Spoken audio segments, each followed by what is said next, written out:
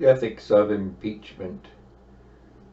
I'm not a lawyer, but there's certain things that can be said about the impeachment process based on the ethics of the process. And the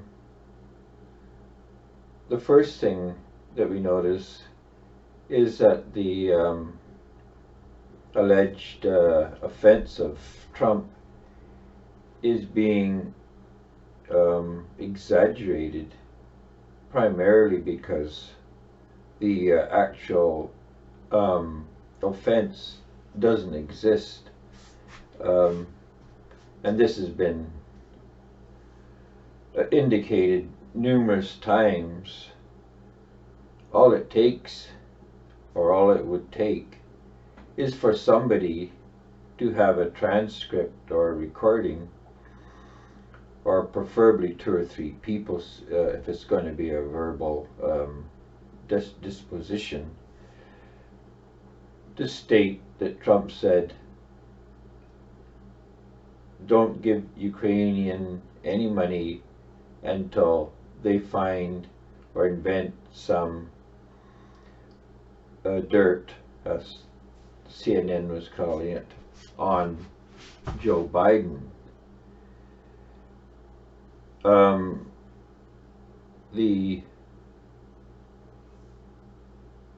connection between the money and Biden is dubious in the sense that CNN wants to twist it, because Biden isn't that serious of a threat, and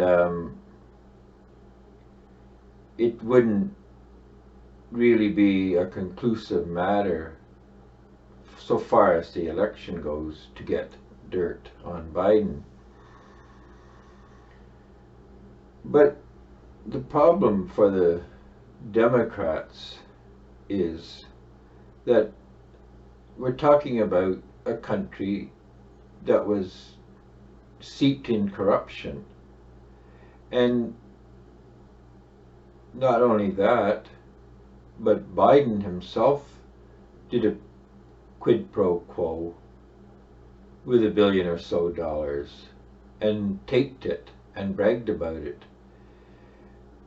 And then we have the fact that Hunter Biden was involved in some kind of unsavory dealings.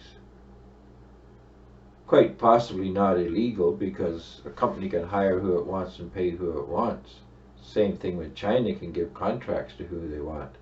But the association with Biden is still there. So let's say the whole Ukrainian conspiracy theory thing was a false narrative, and that they weren't involved in conspiring to fix the US election. So be it. But that doesn't mean that the US president should take any kind of advice as God-given, and that he hasn't some kind of ultimate responsibility and indeed culpability for American funds. And by this I mean, had he handed the money over, saying, wow, look how quick I'm getting this money to Ukraine. I'm the fastest distributor of funds of any president of any time. I'm hitting all kind of records with the speed with which I'm moving the money into the hands of our allies. And the corruption had still existed, and the money had gone elsewhere than to where it was supposed to be allocated. What then? What would the media be saying about Trump then? Because it's a no-win situation. If you hold it up and it seems like it was held up for the wrong reasons. If the reasons pan out to have been invalid, you're guilty. And if you distribute them, and the reasons for distributing them, i.e. that there is no corruption and that the money will be used as properly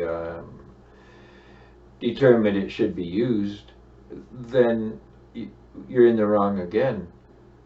It's just the simple old phrase, the buck stops here. No matter what the president does or what the country does under his watch, he is the final one to answer for it. So he is the final one to say yay or nay. It's not a position he can abrogate or rescind or allocate to someone else. He is the final say in what happens, because he is where the buck stops.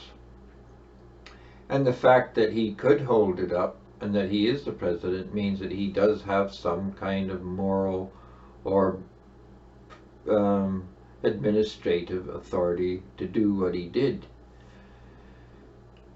Okay, so he had to either hold it up or pass it along, depending on what his judgment was.